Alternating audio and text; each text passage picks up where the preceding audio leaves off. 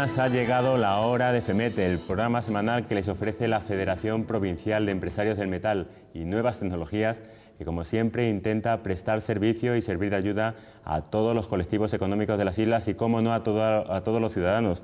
Con esa intención, hoy la hora de FEMET va a ser muy especial, porque cumple su programa número 51, porque es el último de la temporada y porque nos acompañan en el plató el consejero de Infraestructuras, Transporte y Vivienda del Gobierno de Canarias, don Antonio Castro Cordobés. Muchas gracias por haber aceptado la invitación de FEMET y de Canal 8, don Antonio. Encantado, muchas gracias. También nos acompaña el presidente de FEMET, José Luis García Martínez. Muchas gracias, José Luis, por acompañarnos. Buenas tardes. Y también les recuerdo que durante el programa les ofreceremos las habituales secciones de las ofertas de trabajo, con los empleos que demandan las empresas del sector y las noticias breves que ha generado FEMET durante la semana. Y dicho esto, nos centramos en nuestro programa especial de hoy, el último de la temporada, el programa número 51, y con dos invitados muy especiales, el consejero de Infraestructuras, Transportes y Vivienda, don Antonio Castro. Quizás para comprender un poco la importancia de esa consejería, don Antonio, tenemos un informe elaborado por su consejería donde se ofrecen datos muy importantes y muy relevantes. Por ejemplo, que el uso del transporte aéreo en Canarias triplica la media europea. Por ejemplo, que el movimiento de pasajeros en los 8 aeropuertos canarios fue de 36,7 millones de pasajeros.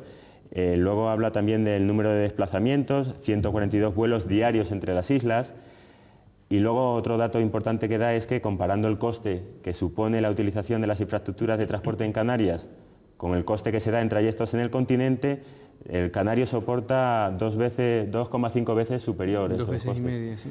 Bueno, datos relevantes que se podrían dar muchos más de la importancia de esa consejería. ¿Cómo podríamos introducir los proyectos que hay ahora, muchos proyectos que hay en marcha? Bien, pues, efectivamente,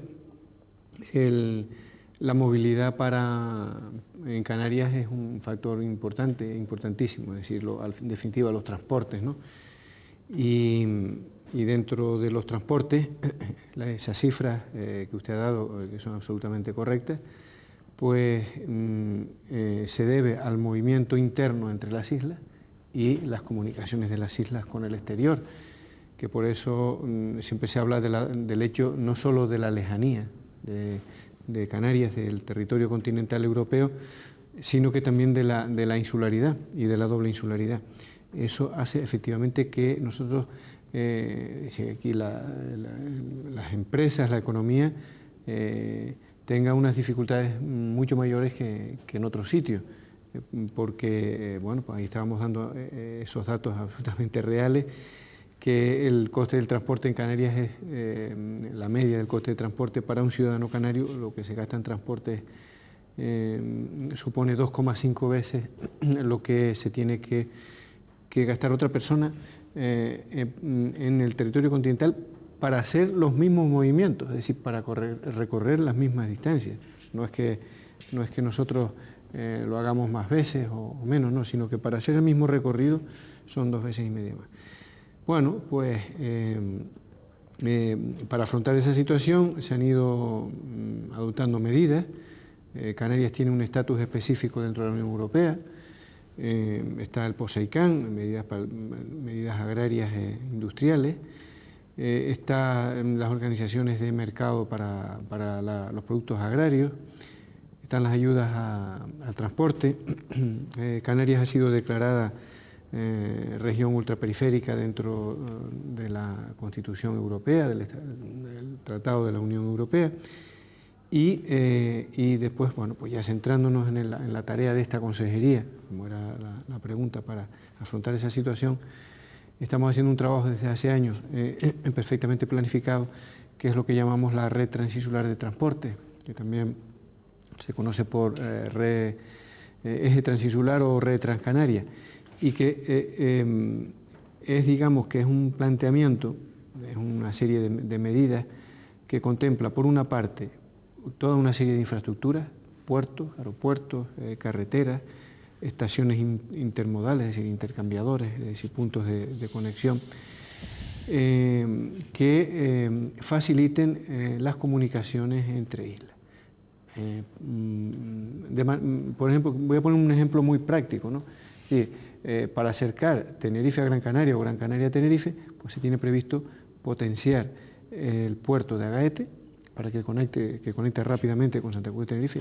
Hoy en día ya está funcionando, ¿no?, con barcos rápidos, pero se tiene previsto aumentar la capacidad del puerto de Agaete para que aumente la posibilidad de que vayan barcos a ese sitio para conectar con Tenerife. Y a su vez, pues el puerto de Agaete conectarlo con una autopista a la capital de Gran Canaria, Las Palmas de Gran Canaria, de manera que haciendo esa combinación pues se pueda mover muy rápido un ciudadano entre las dos capitales, ya sea de Santa Cruz de Tenerife a Las Palmas, o de Las Palmas llevándose su coche, y luego, pues al mismo tiempo, la red Transcanaria, la red de transportes de Canarias, contempla una serie de medidas de tipo legal, de tipo administrativo y de ayudas económicas para abaratar el coste de los transportes. Esto es dicho muy sucintamente y muy deprisa, pues bueno, una de nuestras tareas en el área de las infraestructuras y del transporte es esa, haber planificado y haber conseguido recursos y hacer obras para que se cree esa infraestructura, pero al mismo tiempo ir estableciendo medidas. Yo me atrevería a reseñar una que creo que es muy importante, y es que cuando empezó esta legislatura, en el año 2003, la legislatura del Parlamento de Canarias, un pasajero residente en Canarias recibía una subvención del 33% del avión para moverse entre una isla y otra, y recibía el 25% en barco. En estos momentos reciben tanto el transporte aéreo como el transporte marítimo un 45%, y las mercancías, dependiendo las que sean, hasta un 50%. Sí, son medidas complementarias, porque lo que pretende la red Transcanaria es acercar todas las islas, es decir, facilitarle al ciudadano que tenga un mercado único y que esos hándicaps que tenemos, que comentaba usted al principio, de los costes por la insularidad, por la doble insularidad, pues atenuarlos y bueno, y que haya una cierta facilidad de movimiento. Y con la subvención del transporte, ya que estamos en esto, el compromiso es que el año que viene llegue al 50%, que es el techo que nos habíamos puesto, ¿no?, la subvención al pasaje dentro de las islas. Muy bien, desde luego está claro que el transporte, las infraestructuras son muy importantes y por supuesto para los empresarios también. De hecho, hay otro dato que también aporta este informe de la Consejería, es que el año pasado se trasladaron más de 5 millones de toneladas de mercancías. Qué importante, José Luis García, presidente de CEMETE, son también las infraestructuras y los transportes para los empresarios. Hombre, yo diría que es fundamental. Canarias es un territorio fragmentado. Antonio ha hablado de la doble insularidad. La doble insularidad significa que Gran Canaria y Tenerife son las islas capitalinas, pero existen también otras 7 islas, otras 5 islas que son más pequeñas y que hay que saltar de la península a Tenerife, de Tenerife al Hierro, a La Gomera, etcétera, etcétera. Hoy día, dada la movilidad que tienen todas las empresas en Canarias, yo diría todas, porque antes, bueno, el que vivía en Gran Canaria pues trabajaba en Gran Canaria, el que vivía en Tenerife trabajaba en Tenerife, el de Lanzarote. Hoy día La Palma tiene un negocio importante con Gran Canaria. Curiosamente, La Palma tiene muchas empresas de La Palma que trabajan en Gran Canaria y empresas de Gran Canaria que trabajan en la isla de La Palma. Tenerife haciendo todas las empresas, yo diría que todas las empresas trabajan en todas las islas. Evidentemente no se puede ir en coche. Antonio ha hablado antes de la autopista de Agaete, fundamental a mi juicio, porque yo cojo mi furgón, lo cargo con mi herramienta, con mis aparatos, con lo que sea, instalaciones eléctricas, fontanería, aire acondicionado, todo el mundo económico que se mueve. Estoy hablando de las empresas de FEMETE, evidentemente, el resto de las empresas también lo harán, pero las que conocemos, y embarcan en el muelle, van a Agaete, siguen andando por la autopista, llegan a Las Palmas o a cualquier pueblo de Las Palmas y ejecutan su trabajo. Incluso por la tarde pueden regresar a dormir a su casa. Es fundamental, es decir, yo diría que es vital para la economía canaria que el transporte, aparte de que sus subvenciones, se mejore, porque evidentemente la supervivencia de todos nosotros está precisamente en la movilidad que podemos hacer una Canarias grande, o sea, una Canarias, porque no podemos contentarnos con vivir solo en Tenerife y comer de Tenerife. Todos tenemos que ser todos. Y ese es el futuro. Yo sí, efectivamente, yo estoy totalmente de acuerdo y hemos ido viendo, como poco a poco, a medida que se mejoran las infraestructuras del transporte y los medios del transporte, el ámbito de actuación de la empresa canaria está siendo cada vez en más islas, que es lo que apuntaba José Luis, ¿no? Bueno, pues es una realidad. Y eso es lo que queremos, que cualquier empresa canaria pueda trabajar con cierta comodidad y también a precios, a costes baratos, que pueda trabajar en cualquier isla, ¿no? De hecho, don Antonio, en el proyecto de Red Transcanaria se habla de 7.600 millones de euros más o menos de inversión, sí, hasta el año creo que era 2015 en materia de infraestructuras. Bueno, es un proyecto, se puede llamar incluso estrella, el proyecto estrella de la Consejería ahora mismo, quizás. De la Consejería del Gobierno, ¿no? Es uno de los proyectos, de los grandes proyectos del Gobierno, sí. Bueno, ahí está incluidos los dos grandes aeropuertos, el de Tenerife Sur y el de Gando, indudablemente, y están los puertos de Santa Cruz de Tenerife, de Granadilla, el puerto de Arinaga de Las Palmas y el resto de puertos y aeropuertos en las islas. Por ejemplo, ahora mismo en la isla de La Palma se está haciendo una inversión importantísima en ampliación del aeropuerto, sobre todo de la plataforma de aparcamiento de aeronaves y del nuevo edificio terminal. Hay actuaciones, se están haciendo obras también en el aeropuerto de Fuerteventura y está prevista que son las dos grandes obras, ¿no? La segunda pista del Reina Sofía y la segunda pista de Gando en Gran Canaria. O sea que esas inversiones de 7.000 millones de euros, que efectivamente es una cifra más que respetable, porque es más de 1 billón de pesetas, ¿no? Es para una inversión estimada en 15 años aproximadamente, sí. Muy bien, vamos a hacer, si les parece, una pequeña pausa para ver esas ofertas de trabajo que hay en la semana.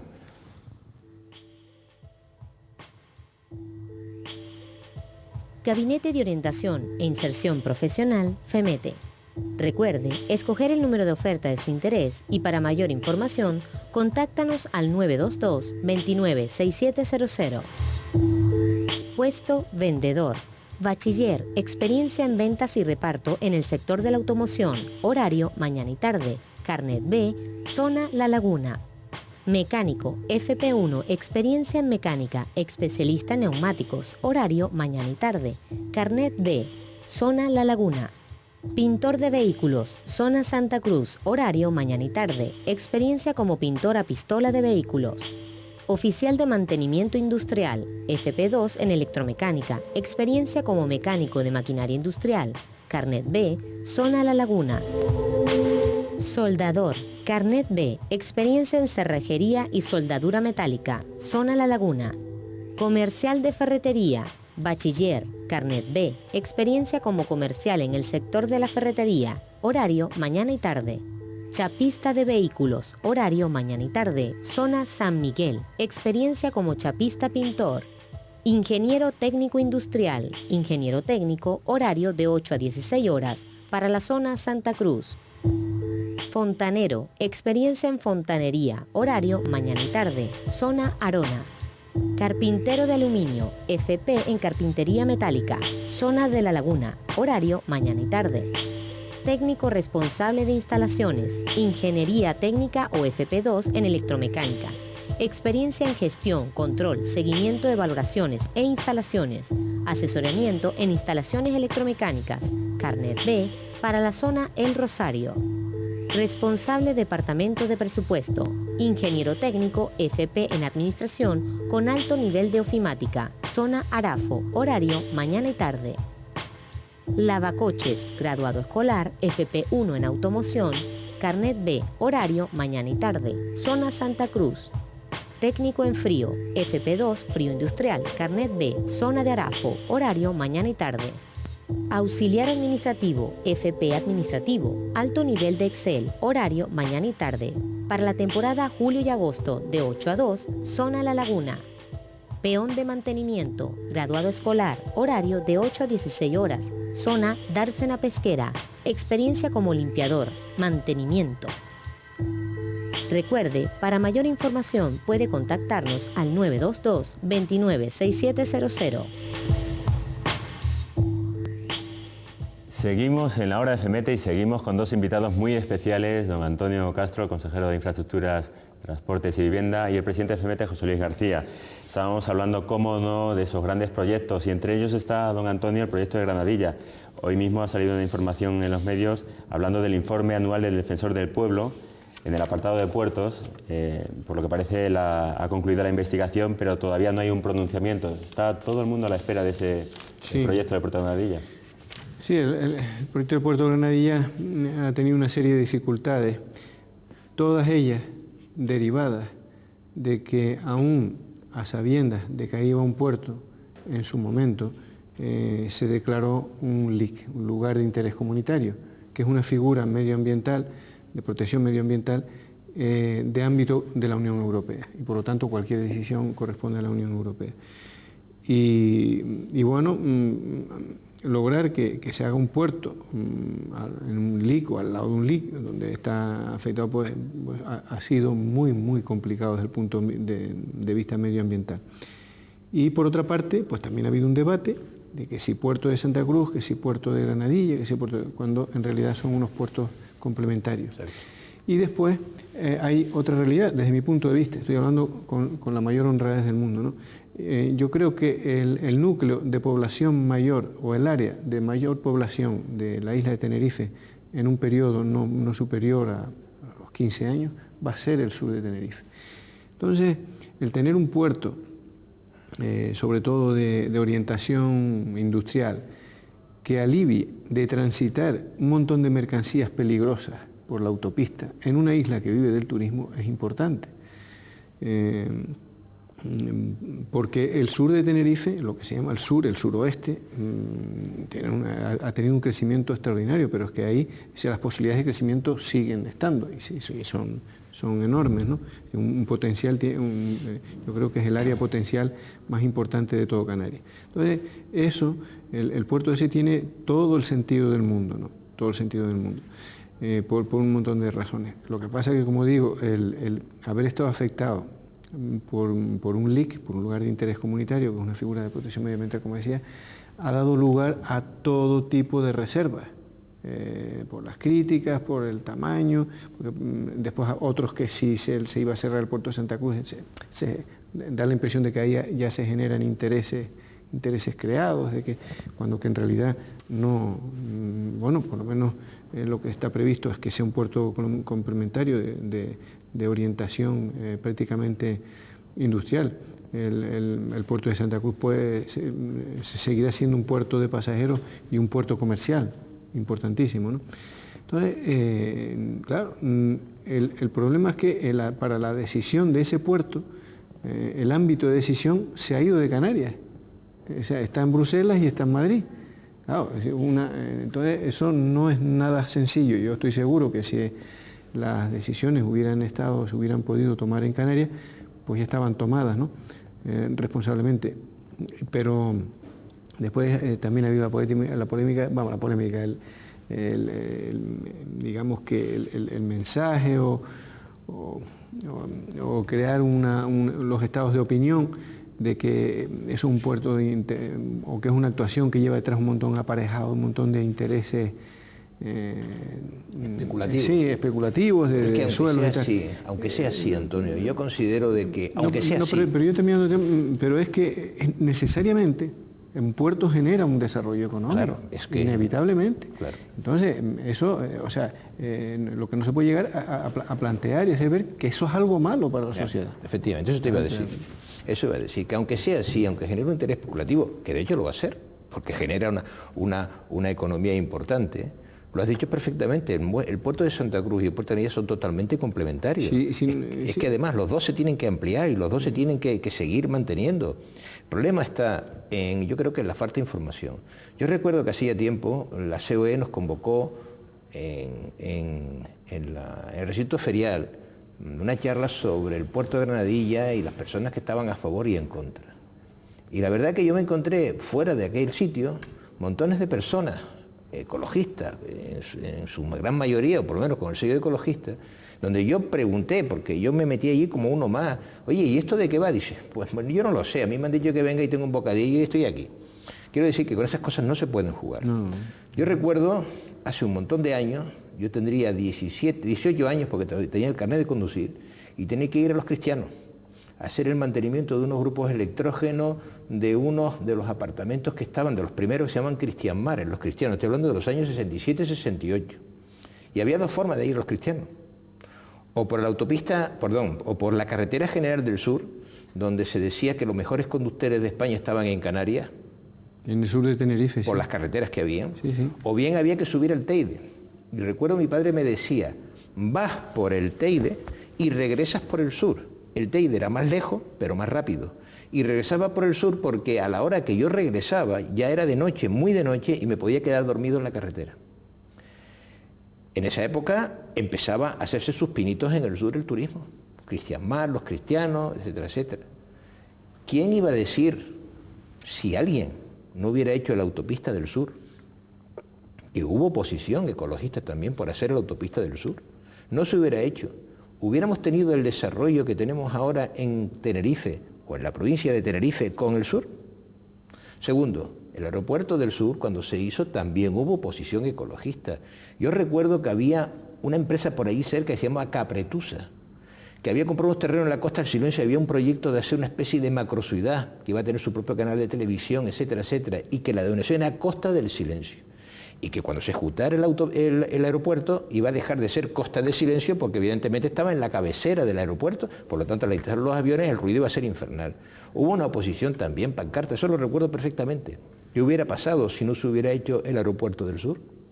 Pues lo mismo pasa con el puerto de Granadilla. Antonio lo ha dicho perfectamente, dentro de 10, 12 años Tenerife va a tener la población mayor concentrada en toda la zona sur. El tráfico de mercancía tiene que ir al sur. No se puede traer los contenedores por la autopista por el peligro de accidentes, impacto medioambiental, muchas cosas. Por lo tanto, yo no entiendo. Y lo que tampoco entiendo es cómo una decisión de las Islas Canarias y de Tenerife concretamente se tiene que tomar en Bruselas. Cuando un comisario, tengo noticias de gente muy introducida en el tema, dice y puede decir, mire, a mí me da igual, yo voy a seguir paralizando esto el tiempo que pueda, porque le tengo más miedo a una denuncia de unos ecologistas que a una denuncia del propio gobierno español. Están jugando con los intereses no nuestros, porque al fin y al cabo a lo mejor nuestro desarrollo dura 10, 12 años más, pero de todas las personas que vienen a tener nuestros hijos, nuestros nietos, que se van a encontrar una cosa obsoleta, es que está tan claro de qué es necesario. Interés especulativo, evidentemente, todo desarrollo tiene un interés especulativo, pero créanme que eso es, para nosotros, para los que pensamos un poquito, es una de las cosas más importantes. Y el desarrollo tiene algún sacrificio que hacer, evidentemente estudiado, y creo que el puerto de Granadilla, el impacto medioambiental que pueda tener, o la parte del cebadal este que se pueda destruir, creo que es insignificante. Y además ya estaba previsto hace un montón de años, no sé en qué año se proyectó el puerto de Granadilla, o estaba previsto en el plan ese, pero creo que de los años 60 o por ahí. Posiblemente, yo tengo referencias de él de los años 80, ¿no? Pero seguramente antes, sí, claro. Entonces, la verdad que yo no entiendo cuál es el interés que puedan tener algunos ecologistas. Hombre, yo entiendo que sí, que el territorio hay que preservarlo. Precisamente ayer estuvimos, me parece, ayer o antes de ayer, con Milagros Luis Brito en FEMETE reunido, sí, la viceconsejera de Medio Ambiente. Bueno, nuestra preocupación como empresas contaminadoras es fundamental porque queremos reservar el territorio para nuestros nietos. Pero bueno, lo que no se puede hacer es impedir el desarrollo, porque lo que hay que hacer es estudiar el crecimiento sostenible. El crecimiento sostenible habla de eso, es de crecer sostenidamente para que el medio ambiente sea preservado. Y nada más, y eso no es complicado. Nos quedan apenas 2 minutos antes del descanso. Don Antonio, aunque sea brevemente, mucha gente también se pregunta cómo es posible que aquí haya tanta oposición a los proyectos de obras e infraestructuras que también son tan necesarios y en Las Palmas vayan todos a una. ¿Podría en estos 2 minutos hacer una reflexión sobre este tema? Sí, se debe, yo creo que a muchos factores, ¿no? Por ejemplo, yo veo que, porque estas cosas es posible que últimamente hayan cambiado, lo que yo voy a decir, y que en la isla de Tenerife se esté creando un estado de conciencia de la necesidad de las infraestructuras básicas, ¿no? Pero yo que llevo años en esto, pues he visto cómo siempre la opinión social y mediática en Gran Canaria ha estado a favor de hacer las cosas. Sí, que ha habido un planteamiento empresarial, sindical, mediático. En cambio, en la isla de Tenerife, hasta hace muy poco, pues el sector, vamos a decirlo con realidad, el sector empresarial, me estoy refiriendo por hace un par de años, se había implicado muy poco. Esto es una cosa de los políticos, el sector empresarial ya se ha implicado bastante. Socialmente la gente no les preocupaba. Yo he visto una de las cosas que desde el punto de vista del desarrollo, pero del desarrollo sostenible, pues que yo todavía considero inexplicable, es la enorme manifestación que se convocó para no hacer el tendido eléctrico a sur de Tenerife, ¿no? Y cuando que eso era calidad de vida para las personas, era un trazado que estaba muy estudiado, entre 20 y tantas posibilidades, se escogió la menos impactante. Pero claro que cuando la gente le empieza a fallar, que no coge el ascensor, que no puede encender la nevera, que sé que pierde los productos, es cuando se da cuenta. Entonces, socialmente no se le explicaba a la gente, se le explicaba a la sociedad, oye, las repercusiones que puede tener no tener las infraestructuras básicas, porque es que se te puede quedar un hospital sin luz, por poner un ejemplo. Y luego que mediáticamente los movimientos ecologistas han tenido una acogida muy importante y muy destacada hasta hace poco, hasta hace un año o algo así, unos meses. En la isla de Tenerife han tenido una acogida mediática importante. O sea, todos veíamos ese tipo de declaraciones en primeras páginas, con grandes titulares, abriendo las emisoras de radio, las cadenas de televisión y tal. Desproporcionado, entiendo yo, con lo que es el sentir mayor de la población. Porque yo siempre digo lo mismo, si los ecologistas, los movimientos ecologistas, que tienen su papel esencial que jugar, y que los movimientos ecologistas, cuando son serios, son muy valiosos, porque son una conciencia del buen desarrollo, pues yo digo, pero si quieren hacer su política contraria a la que se hace, pues se presentan a las elecciones, y se las ganan sin por. Claro. Entonces, no planteo con esto, me permite, yo sé que me estoy extendiendo, pero que no planteo un enfrentamiento, pero sí que lo que no se puede decir es que todo el desarrollo es malo, como se está queriendo decir. Un trabajo en equipo. Y si no hubiera habido un desarrollo, si no hubiera un desarrollo adecuado, ni teníamos la sanidad gratuita que tenemos, que es una gran sanidad, que no la tienen países con grandes recursos. En Estados Unidos se paga a todo el mundo la sanidad, aquí es gratuita. Las enseñanzas gratuitas, todas las enseñanzas básicas y medias y las universitarias que están subvencionadas. Entonces, esas cosas, el poder tener subvenciones al transporte para irse de una isla a otra, incluso para irse de vacaciones, pues esas cosas no se pueden tener si no hay un desarrollo adecuado. Muy bien, don Antonio, vamos a hacer una breve pausa para la publicidad y enseguida volvemos hablando de carreteras, vivienda y otros temas.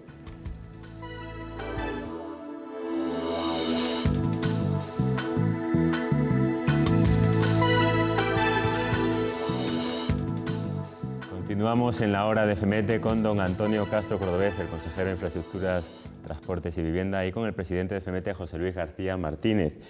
Estábamos hablando de carreteras, de proyectos en general de infraestructuras, y ahora más en concreto podríamos hablar de carreteras. Más datos para que vean ustedes la relevancia, si hay alguno que todavía no la ve, pero bueno, para que sean más conscientes todavía. En Canarias hay 7 vehículos por cada 10 habitantes. El número de vehículos aumentó un 37% en la última década. Otro dato importante, el coste de la utilización de las infraestructuras de transporte para un canario es, como habíamos dicho, 2,5 veces superior al que soporta un peninsular, etc. Don Antonio, un proyecto ahí también muy novedoso que está pendiente de la Consejería, el sistema viario del área metropolitana Santa Cruz La Laguna. Sí, es un nombre largo y complicado, sí. Bueno, ¿qué quiere decir eso? Que hoy en día, por los estudios y los datos que nosotros manejamos, la situación peor del tráfico que hay en todo Canarias está en el área Santa Cruz La Laguna, o la laguna Santa Cruz de Tenerife, sin la autopista del norte. Santa Cruz de Tenerife es una ciudad que prácticamente solo tiene una salida. La salida que tiene Santa Cruz de Tenerife viaria prácticamente es la Rambla, porque aunque hay una salida por el sur, pero al final vienen a confluir la avenida 3 de Mayo, el túnel de la avenida 3 de Mayo, al final vienen a confluir todos, ¿no? Bueno, pues viendo el tráfico, que estamos ante uno de los sitios, la autopista Santa Cruz de la Laguna, a su paso por Guajara tiene una intensidad media diaria, que se llama una IMD que llaman de tráfico, que creo que es la tercera de España. Ahí estamos, estamos con una media de 130.000 vehículos, habiendo días de 170.000 vehículos, ¿no? Con todo eso, pues, y previendo que las cosas van a más, porque no es previsible que vayan a menos, sino que, bueno, pues la isla se sigue desarrollando, el área metropolitana se sigue desarrollando, el norte de la isla de Tenerife se seguirá desarrollando porque además lo necesita. Entonces se ha diseñado todo un planeamiento, porque no se puede, hoy en día las carreteras no se pueden hacer porque uno las piense o alguien diga hay que hacer una carretera, sino que lleva todo un trámite complicadísimo, de un montón de leyes que hay que cumplir. Entonces,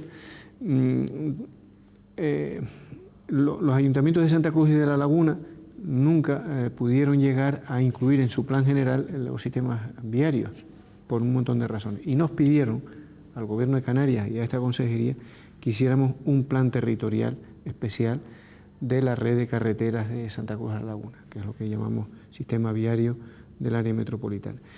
Esa es la figura de planeamiento, que una vez terminada y que en este momento está en el Cabildo Insular el avance, que corresponde el avance a aprobarlo el Cabildo Insular, una vez aprobado el avance por el Cabildo Insular saldrá información pública de nuevo, ya estuvo en información pública, y pasada esa información pública pasará al Gobierno, que lo aprueba definitivamente, el órgano medioambiental y territorial del Gobierno, que es la COTMAT.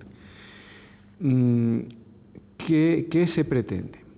Hacer una conexión rápida de la autopista del norte de Tenerife con el sur, por una vía que pasaría desde Guamasa por detrás al sur del aeropuerto de Los Rodeos hasta Santa María del Mar. Al mismo tiempo, una conexión de esa vía con la actual autopista Santa Cruz-La Laguna, para que el tráfico que venga del norte o del sur y quiera entrar por la parte alta de Santa Cruz de Tenerife salga, o entrar en La Laguna, salga por esa vía y conectaría, o se quedan en La Laguna o van a Valleguerra, Tejina, o sea, y los que quieran seguir al norte de Santa Cruz, pues seguirían por lo que se llama la circunvalación norte de Santa Cruz de Tenerife, que es una carretera, vamos a explicarlo en la otra dirección, que sale aproximadamente del Club Náutico de Santa Cruz de Tenerife y por toda la parte alta de Santa Cruz, mediante túneles y bueno, tramos que van en túneles, pues llega hasta La Laguna, a la altura del puente Lora Tamayo. El puente Lora Tamayo es donde, o el enlace, perdón, el Lora Tamayo es donde está la actual universidad y conectaría con la vía de Ronda y con esta vía que decíamos. Y por último, se prolonga mediante túnel la actual vía de Ronda, porque el tráfico que viene de Bajamar Tejina y de Valleguerra por la actual vía de Ronda y que quiere salir al aeropuerto de Los Rodeos, al norte de Tenerife o al sur, tiene necesariamente que pasar por esta autopista de Santa Cruz de la Laguna que tenemos actualmente. Entonces, esa autopista lo que se pretende es descongestionarla y que circulen el tráfico que va a La Laguna, a la universidad, a la zona de la cuesta, a los hospitales, pero que el tráfico de la isla, sacarlo, como sucede en todas las ciudades, sacarlo de dentro de los núcleos urbanos. Y la última etapa sería que el tramo Padre Anchieta al aeropuerto de Los Rodeos se convertiría en una rambla, es decir, una vía estilo que está hoy la avenida 3 de Mayo en superficie, de manera que se quita una barrera que supone la actual autopista y contribuiría a integrar esos dos núcleos de población que tiene La Laguna. Digamos que esto explicado un poco por arriba, ¿no? Terminado el plan territorial, que yo espero que se pueda aprobar definitivamente este año, muy a principios del año que viene, redactaríamos los proyectos y ahí el proyecto que está más avanzado pues, es precisamente el tramo que va de Guamasa a Santa María del Mar con la pata, con la Y que conecta con... pero es una obra para hacerla en varios años. Si todo va normalmente, esa carretera podría empezar a hacerse en el año 2008. Bueno, José Luis, muy goloso el proyecto, ¿no? Me he quedado, la verdad, con la boca abierta, por dos razones. Primero, con la autoridad que habla Antonio. Segundo, con los conocimientos, evidentemente, que tiene como consejero. y tercero porque la verdad es una noticia muy buena, ya que sufrimos hace muchos años, casi 3 o 4 años de la autopista, las desviaciones y todo eso. Bueno, ahora tenemos el puente del Padre Anchieta, que también por fin se está terminando ese embudo, porque la verdad es que eso era un embudo que ocurría. Y ahora que el proyecto que acaba de nombrar, pero ese proyecto me temo que va para largo, ¿no? Estamos hablando de 10-15 años.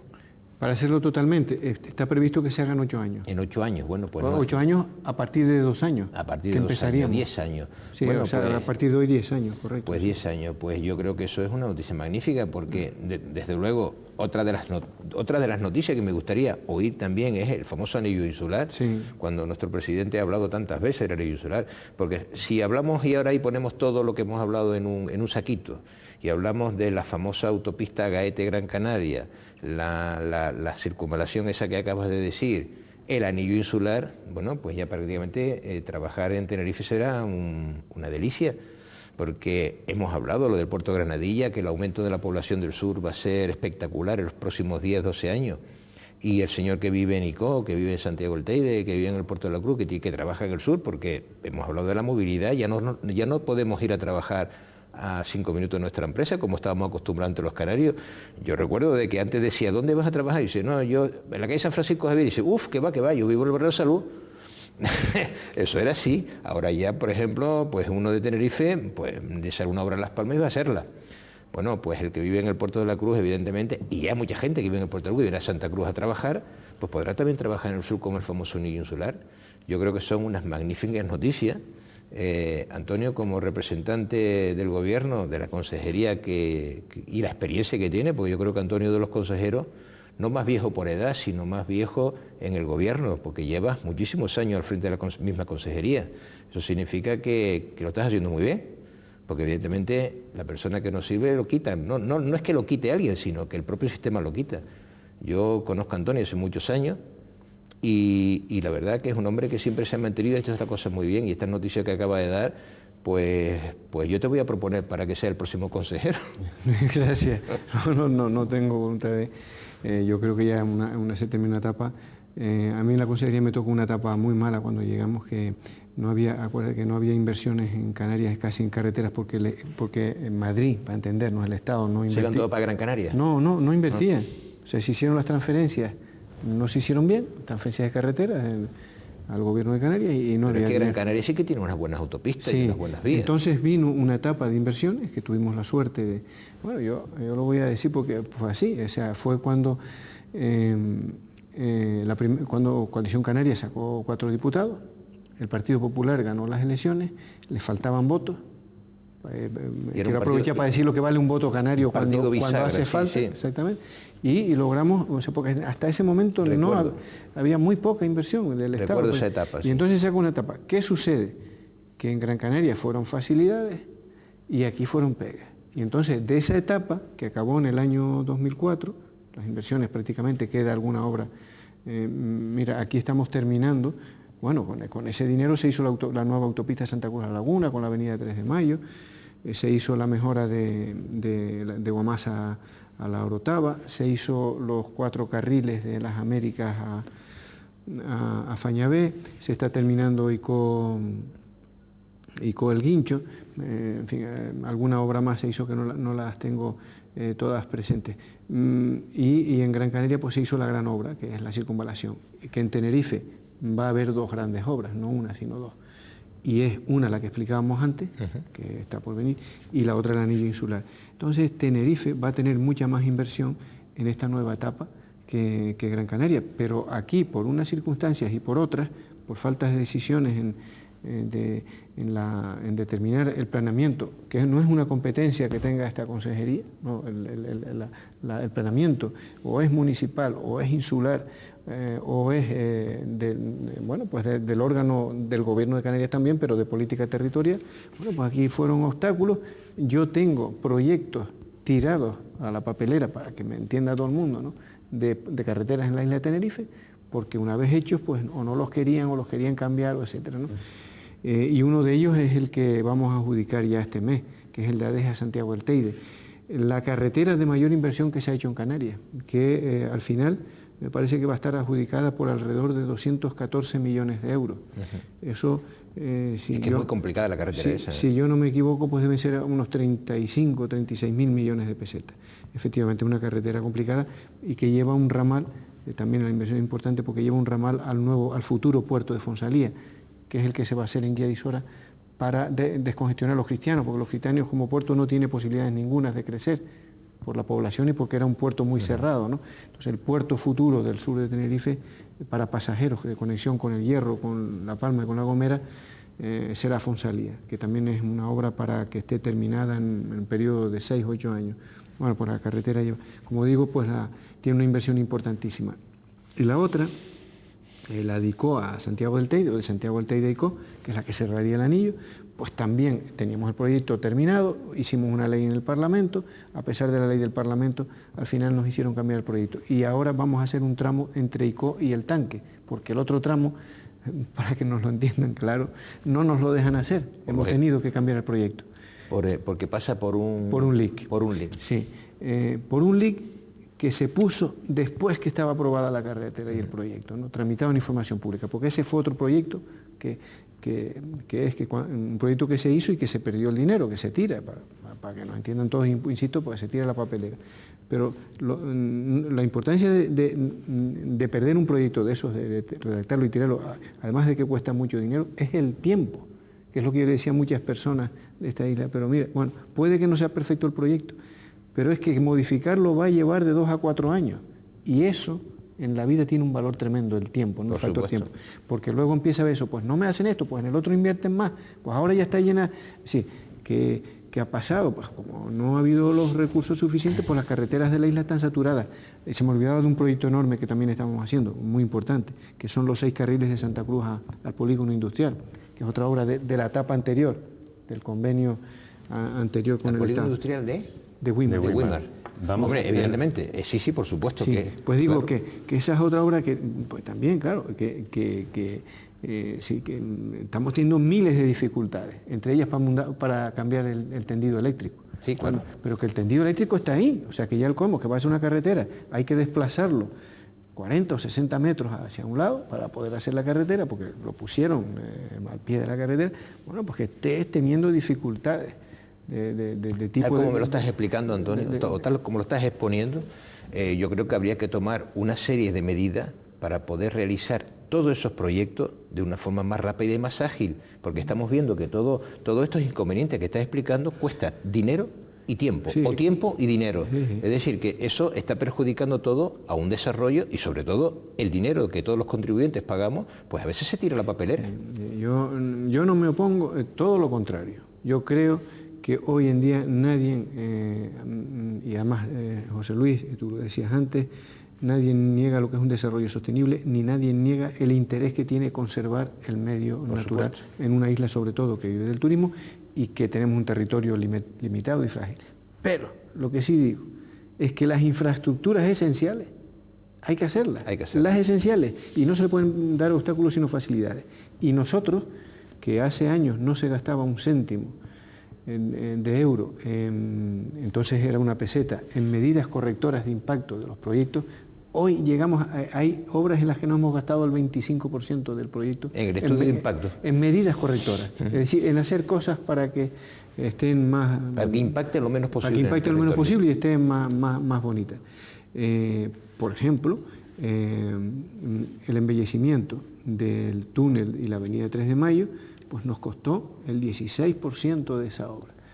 Los jardines, las baldosas, ha valido la pena. Los muebles, y ha valido la pena. Claro. Pero que eso no es lo que no se puede estar es años y años diciendo no lo hago, no, haga usted estas medidas correctoras, establezca, pero sí hay que hacer la carretera de 6 carriles. Yo creo que habría que tomar alguna medida, ley o lo que quieras llamarle para que esto se haga, porque si la población vota un partido, se supone que ese partido está capacitado, como tú lo has demostrado en lo que acabas de decir, de hacerlo, oye, pues por encima de todo hay que hacerlo por el artículo 33 y después ya veremos.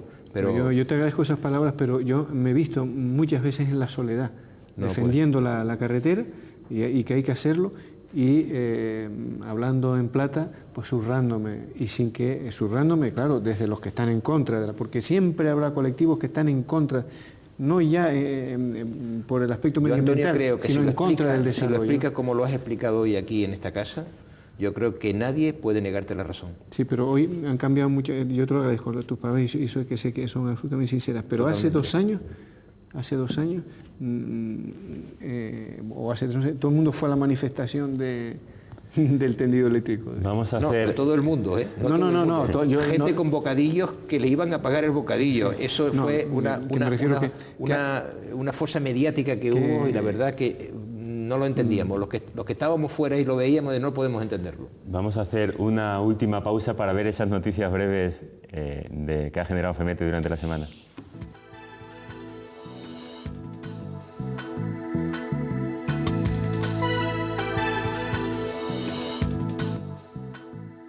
Representantes de los sindicatos UGT e Intersindical Canaria y de los empresarios de Ecogas firmaron el pasado martes el convenio colectivo para el sector de las distribuidoras de gases licuados del petróleo, gas butano y propano de la provincia tinerfeña. El acuerdo, que se suscribió en la sede de FEMETE de Santa Cruz, tendrá una vigencia de 3 años y contempla un incremento salarial del 2,5% para 2006, que se revisará al IPC real. También subirá un 2% exclusivamente sobre los conceptos de plus de peligrosidad y penosidad, quebranto de moneda y plus de transporte. Además, está previsto que se incrementen las tablas salariales un 0,5% más el IPC para los 2 años siguientes, 2007 y 2008. Canarias necesita con urgencia una normativa diferenciada en materia medioambiental que acabe con los graves perjuicios que sufren actualmente los empresarios del metal y de las nuevas tecnologías. Esa fue la principal conclusión del encuentro que el lunes mantuvieron la viceconsejera de Medio Ambiente del Gobierno Autónomo, Milagros Luis Brito, y representantes de 7 asociaciones.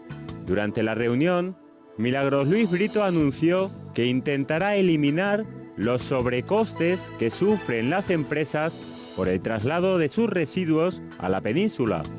Asimismo, se comprometió a reunirse una vez cada 2 meses con la Comisión de Medio Ambiente de FEMETE y se planteó la próxima organización de una jornada técnica. Entramos en la parte final de la hora de FEMETE con don Antonio Castro, el consejero de Infraestructuras, Transportes y Vivienda, y con el presidente de FEMETE, José Luis García Martínez. En el Consejo de Gobierno, en el último Consejo de Gobierno, don Antonio, se acordó autorizar un gasto de 7,1 millones de euros para la adquisición de suelo destinado a la construcción de viviendas protegidas. Sí. Muy importante también esta inversión. Ya hace años en los planes de vivienda se ha incluido una partida cada vez mayor para comprar suelo para vivienda protegida. Por una sencilla razón, cuando hablamos de vivienda hay muchos tipos de vivienda. Está la vivienda de lujo, está la vivienda libre, privada, de estándar medio, y está la vivienda protegida. La vivienda protegida tiene los precios establecidos y por lo tanto, pues el coste del suelo tiene una repercusión importante, que puede estar entre un 15, un 25 y hasta un 35% según la zona sobre el precio de la vivienda. Pues si no compramos suelo, las viviendas públicas, estas que se hacen para las familias más necesitadas, no se podrían construir, porque como la ley establece el coste de la vivienda, pues si el gobierno no aporta suelo, pues no se podrían construir. Claro.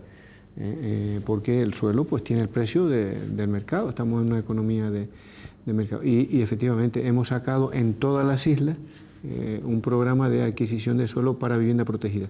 La vivienda protegida, que puede ser aproximadamente, la vivienda protegida es toda, la vivienda pública, que puede ser aproximadamente un 35% del total de la vivienda que se construye, pero en cambio en presupuesto es más de un 70%. ¿Por qué? Porque en la vivienda pública, la que hace el gobierno para las familias más necesitadas, la paga el gobierno al 100%. Si cuesta, vamos a hablar en millones de pesetas, 12 millones, o 70.000 o 74.000 euros, pues los paga. En cambio, la vivienda protegida en régimen de venta es que el gobierno da una parte, normalmente un 15, un 20% de subvención, y el resto lo pone la familia que adquiere la vivienda y que la va pagando, ¿no? Entonces, es decir, con menos dinero se hacen viviendas para más familias. Y la vivienda pública, que es para ese suelo es para la vivienda pública, pues es una de las partes importantes de este programa de vivienda, que siempre se ha censurado en muchas ocasiones, sobre todo desde la oposición, que es poca, pero claro, es que se lleva el 70% de los recursos. Entonces, sinceramente creo que en los años que llevamos en esta consejería que lleva el ámbito de la vivienda en estos momentos, aparte de todas las medidas que se han hecho, entre ellas una ley que no existía y que en muchos aspectos en los temas de suelo no existían medidas, pues le hemos dado un vuelco a la política de vivienda y claro que sigue habiendo familias necesitadas, pero cuando nosotros llegamos había al gobierno de Canarias, pues hace unos 10 años, había mucha menos población y había hasta 5 demandantes por vivienda. Hoy realmente la media es de 2 demandantes por vivienda, así que por vivienda pública que se construye, así que nunca se va a poder acabar con el problema de la vivienda porque siempre habrá familias necesitadas y siempre habrá que estar construyendo viviendas, pero creo que se ha hecho una gran política en materia de vivienda y sobre todo en la vivienda pública, la vivienda que hace el gobierno, ya digo, y que la paga el gobierno al 100%, porque en la protegida se han hecho muchísimas más viviendas en número, pero ahí las familias ponen una parte importante del valor de la vivienda, lo aportan mediante créditos hipotecarios. Bueno, o sea, una especie de subvención que se le da a la familia para poder comprar la vivienda. Sí, se le ayuda y el resto lo paga. ¿Esa ayuda es a fondo perdido? Sí, una parte es a fondo perdido, sí. Se da una ayuda, me parece que son 3.000 euros para el suelo, 3.000 euros para el proyecto y luego se le da un 10% del valor de la construcción. Y créditos hipotecarios a tipos... blandos. Sí, a tipos subvencionados, sí. Nos quedan apenas 2 minutos para acabar y no querría acabar el programa, don Antonio, aunque sé que a lo mejor es un poco forzado el preguntarle, pero las próximas elecciones están ya prácticamente a la vuelta de la esquina, aunque son en mayo, pero va a empezar en septiembre, supongo, ya la campaña electoral a tope. Sí. ¿Podría usted hacer algún comentario de candidaturas, Coalición Canarias, y si sabe algo de quién podría...? Sí, no, es pronto. Coalición Canaria yo creo que antes del mes de noviembre va a ser difícil que adopte ninguna decisión al respecto, ¿no? Nosotros tenemos la tarea de gobernar. Estamos gobernando en minoría con el apoyo del Partido Socialista, el apoyo parlamentario, y bueno, somos la principal fuerza política en estos momentos en Canarias y nuestras, bueno, por lo menos la mayoría de nosotros que tenemos responsabilidades institucionales, pues nuestra obligación es ocuparnos del gobierno.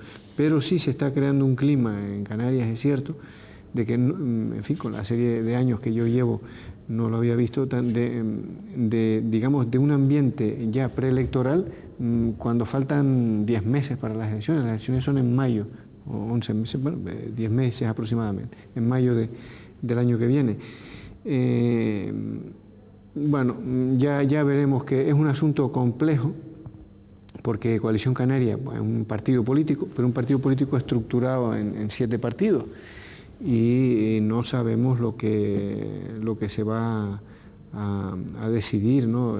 Porque hay que escucharlos a todos, o sea que lo lógico es que cada isla, lo que sucederá, cada comité insular o consejo político insular estudiará sus propuestas o sus planteamientos y en un consejo político que se haga de todos pues se decidirá, ¿no?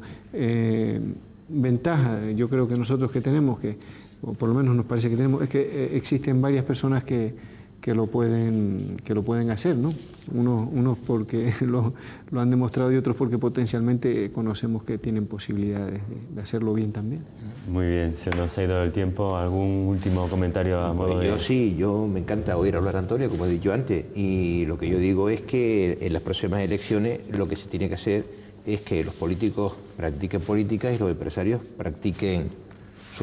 trabajen en sus empresas y procuren dar muchos puestos de trabajo y ganar mucho dinero, que creo que es lo que se tiene que hacer, y dejar de andar unos metiéndose en el terreno del otro. Creo que el político hace una labor imprescindible, y que los empresarios también, y que ambas fuerzas deben de entenderse, pero no mezclarse. Muy bien. Totalmente de acuerdo, ¿no? Y además el empresario cada día está más comprometido. O sea, yo antes, cuando oía hablar de especulación, francamente, yo creo que ese término ya en un empresario está a la mínima expresión. El empresario quiere desarrollo, quiere lógicamente ganar, porque si no, pero es una persona comprometida con la sociedad. Y los países grandes han sido porque tienen un tejido empresarial fuerte y sólido y unido, indudablemente unido, ¿no? Entonces, el empresario no se puede plantear como un depredador del medio ambiente, como un enemigo del desarrollo, como un enemigo de la sociedad. Sino todo lo necesitamos. Lo mismo que los trabajadores deben tener todos sus derechos y sus beneficios, pues lo mismo. El empresario hoy en día, y como lo tenemos presente, que yo lo conozco, son personas comprometidas con la sociedad, que les gusta aquello como al médico le gusta ser médico o al político ser político. Y claro, pues el empresario, si arriesga, si invierte, si se arriesga a que le pueda pasar de todo, pues lógicamente tiene que tener beneficios, y por eso trabaja. Pero lo hace no solo pensando en un fin propio. Yo creo que aporta mucho a la sociedad. Muchas gracias, don Antonio, por su presencia en la hora de FEMETE. Gracias también a José Luis García. Muchas gracias, cómo no, al magnífico equipo de profesionales que hay en FEMETE y en Canal 8, y que han hecho posible que durante más de un año haya salido adelante este programa. Por supuesto, gracias a todos ustedes por la atención prestada, y después de 51 programas nos despedimos, esperemos que hasta septiembre, donde nos volveremos a ver con nuevos, variados y atractivos temas, si Dios quiere, en la hora de FEMETE.